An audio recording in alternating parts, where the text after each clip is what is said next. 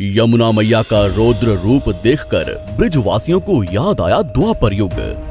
कान्हा की नगरी में एक बार फिर यमुना ने दिखाया अपना रौद्र रूप। हिमाचल से हरियाणा, हरियाणा से दिल्ली, दिल्ली से मथुरा और अब वृंदावन समा रहा है यमुना नदी के पानी में। साल 2010 के बाद अब साल 2023 में दिखा यमुना का बढ़ता सैलाब। ब्रजवासियों को याद आया द्वापर युग। वृंदावन की पावन भूमि डूब रही है यमुना के पानी में। दिल्ली के बाद अब यमुना ने वृंदावन में धारण किया अपना रौद्र रूप। साल 1978 में देखा गया था ऐसा दृश्य। जी हां दोस्तों, मानसून आने के बाद से ही पूरे देश में बाढ़ की स्थिति पैदा हो गई है, जिससे हालात लगातार खराब होते जा रहे हैं। हिमाचल से लेकर वृंदावन तक सभी जगहें जलमग्न हो गई हैं और जल जमाव के कारण सभी जगह बारिश के पानी ने बाढ़ जैसी स्थिति पैदा कर दी है। लोगों का कहना है कि ऐसा दृश्य लगभग 45 साल पहले पहली बार सन 1978 को देखने को मिला था और फिर आज ऐसा दृश्य देखने को मिल रहा है। बीते दिनों दिल्ली से यमुना ने अपना रौद्र रूप दिखाते हुए आधी दिल्ली को अपनी चपेट में ले लिया था, जिसमें सैकड़ों लोगों के जीवन पर बुरा असर पड़ा। और फिर दिल्ली में यमुना का पानी घटने के बाद जब यमुना ने तेजी से यूपी की ओर रुख किया तो मथुरा के ऊपर मुसीबत के बादल मंडराने लगे। इसी कड़ी में वृंदावन से खबर आई कि यमुना के पानी का जलस्तर तेजी से बढ़ने लगा है, जिसके कारण मथुरा के लगभग सभी घाट और मंदिर पानी में डूब चुके हैं। मथुरा के दाऊजी घाट और बंगाली घाट भी पूरी तरह से डूबे हुए नजर आ रहे हैं। श्री कृष्ण की नगरी गोकुल की गलियां जलमग्न हो गई हैं और इसके बावजूद भी भक्तों द्वारा 84 कोस की परिक्रमा भी लगातार चल रही है। मथुरा के विश्राम घाट तक भी पानी काफी मात्रा में पहुंच चुका है, लेकिन भक्तों की भीड़ पर कोई असर नहीं पड़ा और वो भारी मात्रा में यमुना नदी के दर्शन करने पहुंच रहे हैं। इतना ही नहीं, यमुना का पानी अब घरों में घुसने लगा है। साथ ही यमुना से सटा पूरा इलाका बाढ़ की चपेट में है और पानी अब घरों और दुकानों तक भी आ चुका है, जिससे लोगों ने पलायन करना भी शुरू कर दिया है। वृंदावन के इलाकों में पानी इस कदर बढ़ रहा है कि सड़कों पर गाड़ियां भी नहीं चल पा रही हैं।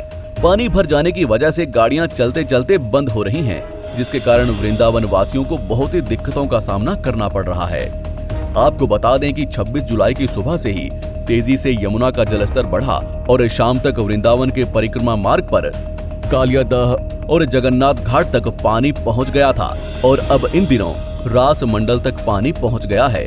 वृंदावन के परिक्रमा मार्ग में करीब 2 फीट तक पानी भर जाने के कारण आवागमन बाधित हो रहा है। लोग घरों को छोड़कर जा रहे हैं। स्थानीय लोगों से मिली जानकारी के मुताबिक लोग बीते कई दिनों से बेहद परेशान हैं, लेकिन अधिकारियों की तरफ से किसी भी तरीके का कोई एक्शन नहीं लिया जा रहा है।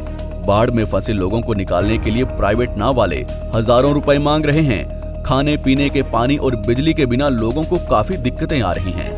एक तरफ वृंदावन के हालातों पर बात करें तो गंगा, यमुना समेत अधिकतर नदियां अभी पूरे उफान पर चल रही हैं। शासन और प्रशासन के हाथ पैर फूल गए हैं, क्योंकि इस बार पानी का बहाव बहुत ही ज्यादा है और पानी खतरे के निशान से ऊपर बह रहा है, जिसकी वजह से शासन द्वारा गोकुल बैराज के गेट पूरी तरह से खोल दिए गए हैं ताकि पानी का स्तर धीरे धीरे कम होता जाए।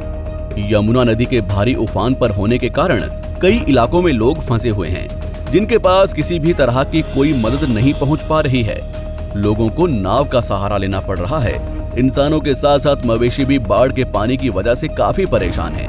लोग अपने घरों की छतों पर रहने को मजबूर हो गए हैं। आपको बता दें कि मौसम विभाग ने यूपी के लिए अलर्ट जारी करते हुए कहा है कि यमुना में जलस्तर लगातार बढ़ता जा रहा है, जो कि खतरे के निशान से 57 सेंटीमीटर ज्यादा है। वृंदावन की पावन धरती पर स्थित ब्रिजवासियों का कहना है कि कृष्ण की नगरी में ये चमत्कार देख उन्हें द्वापर युग याद आ गया। जैसे द्वापर युग में भगवान श्री कृष्ण के जन्म के पहले ही जो स्थिति थी, वही स्थिति आज भी देखी जा रही है।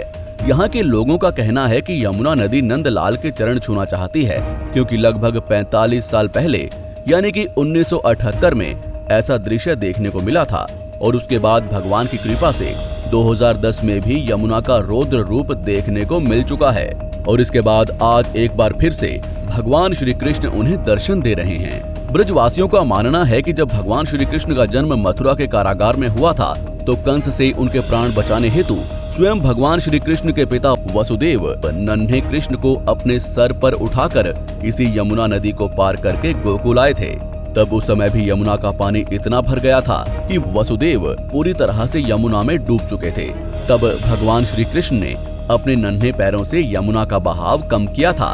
ठीक उसी तरह आज भी द्वापर युग के उसी दृश्य को दर्शाता यमुना नदी का पानी इतना बढ़ गया है कि मथुरा के वसुदेव घाट पर स्थित वसुदेव और नन्हे कृष्ण की मूर्ति के चरण छूने को व्याकुल है और मानो द्वापर युग एक बार फिर लौट आया हो। जिस तरह यमुना नदी ने द्वापर युग में कृष्ण भगवान के चरण छूकर खुद को धन्य पाया था, ठीक उसी तरह आज भी यमुना नदी का दृश्य 2023 में भी देखने को मिल रहा है, जहां स्वयं वासुदेव और भगवान श्री कृष्ण तो नहीं है, लेकिन यमुना रानी उनकी मूर्ति के चरण स्पर्श कर हम भक्तों को द्वापर युग का दर्शन करा रही है। आइए आपको बताते हैं कि पहले का गोकुल कैसा दिखता होगा, ब्रज की रास लीलाएं, ब्रज का माहौल कैसा रहा होगा।